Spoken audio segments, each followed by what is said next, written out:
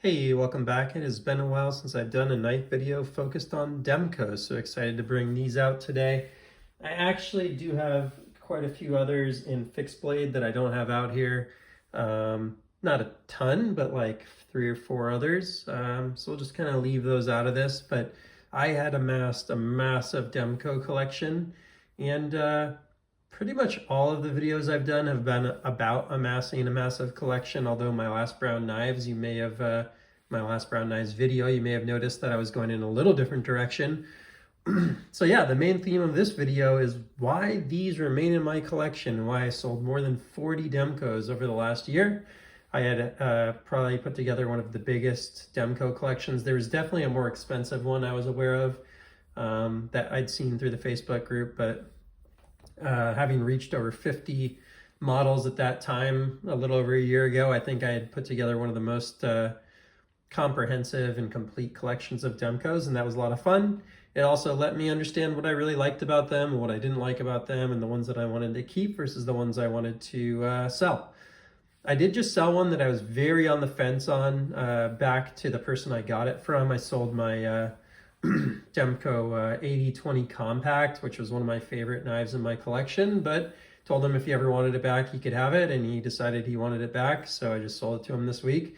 That would have probably kind of capped this off over here as like one extra knife in this collection that kind of brings it all together, having a custom, but now there are no customs, and I'll walk you through what's left and we'll go from there. So probably my most carried here on the right of this collection is my Shark Cub.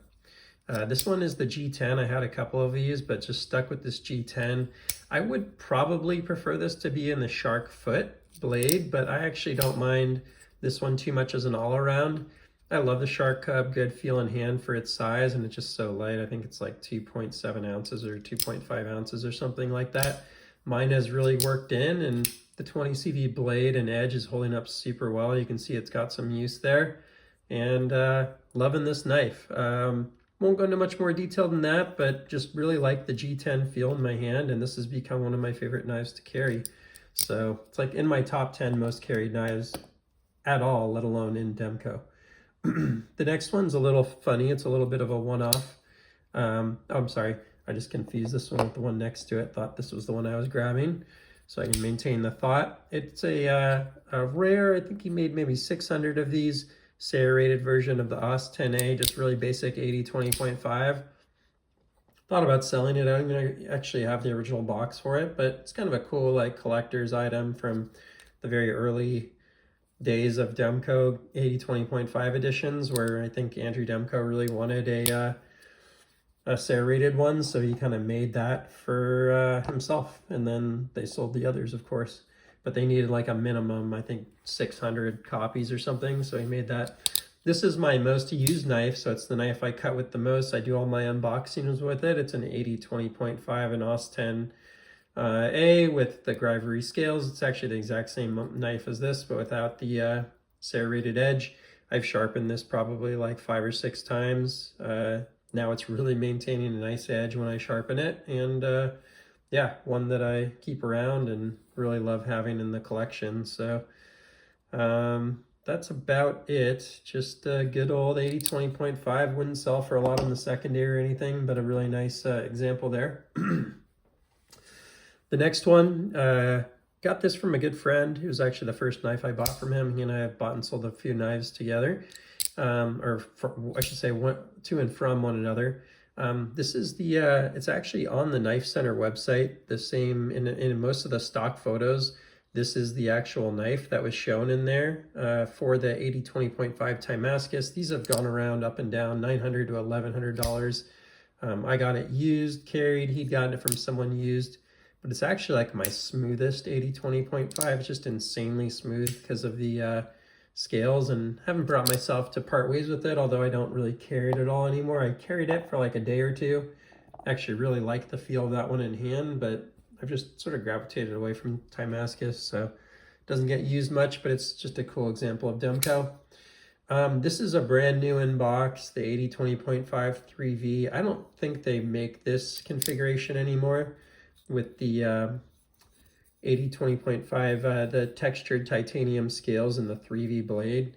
But it's just kind of a throwback to like the first version of this. And I don't know, maybe they'll bring it back in a 3V over time. But if not, I feel like this becomes a collector 80-20.5 because it's Andrew Demko's favorite blade steel, and it's pretty cool. This is also 3V, by the way. The next one, stepping it up into the USA made variants. Just shocked that I only have one of these left at this point, but this is the 80-20S. It's an S45VN version, which I'm now forgetting. I think is Blade HQ did that. It was either DLT or Blade HQ was the S45VN, and this jimping. But just a nice example of the 80-20S, so the slightly thinner blade, same I think blade stock thickness as the 80-20.5, with the full size USA made scales that go on the 80-20. And to me, this is like the first coolest version of the 80-20S. I also had a drop point that had the hollowed out lightened titanium scales, which I thought was really cool also. But a channel viewer really wanted that one. He's had the same knife for over 20 years. It was a Chris Reeve, and what can I do? It's sitting in my safe, not getting used. Beautiful knife, one of my favorites in my Demko collection, but I decided to sell that to him so that he could replace his 20-plus-year-old Chris Reeve with a fantastic Demko. So I hope he's really enjoying it. Plus, I'm just really not doing as much collecting as I used to. Obviously put a lot of money back in the bank thanks to that. One of my top 10 knives in my entire collection, the 80-20. This is like the 20 CV. It's one of the earliest variants where there is no etching or lasering on the blade, so you don't know what that is.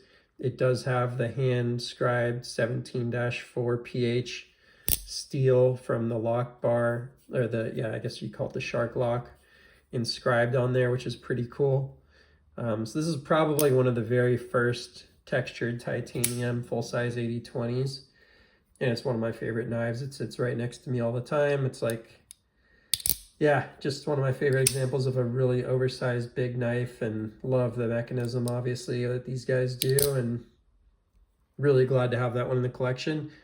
It's the only one on the table that I paid over table price for. Back when I used to do that. I don't really do that very much anymore, maybe on rare occasion, but that one is something I paid more than the $650 or $625 table price that it was originally sold for. And so that's it. You've only got, 4, 6, 7 Demkos left in the collection, which is a long way from the 50 plus I had at one point. If you've seen some of my videos, they've come out with so many cool variants lately. Harpoon blade shapes, whale shark blade shapes. Man, they've come out with an 80-20 compact USA machine ground.